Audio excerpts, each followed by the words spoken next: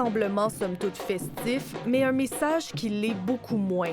C'est pas tant une journée festive, vu qu'on sait que c'est plutôt une année en moins qu'une année en plus pour la planète. Il devrait y avoir rien d'autre chose à faire que de venir ici. Il n'y a rien qui est plus important que arrêter le réchauffement qui a lieu présentement. Des milliers de Montréalais ont marché pour demander davantage d'action de la part des gouvernements. On demande une sortie urgente du pétrole et du gaz. On demande une taxation massive de la richesse et un réinvestissement dans les services publics. Le 22 avril, symbole de l'urgence climatique et souligné depuis longtemps, l'événement de cette année a un caractère bien particulier.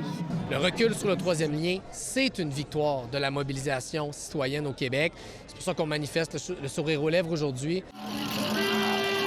De telles marches étaient aussi organisées ailleurs au Québec et au pays, notamment en Mauricie, dans la capitale nationale ou même à Halifax.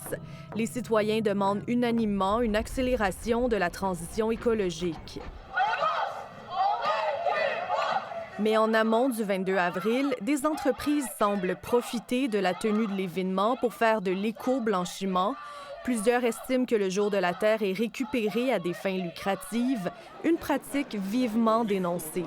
Je trouve ça un peu ironique de reprendre ce mouvement-là puis l'utiliser pour genre, les biens des entreprises. Là.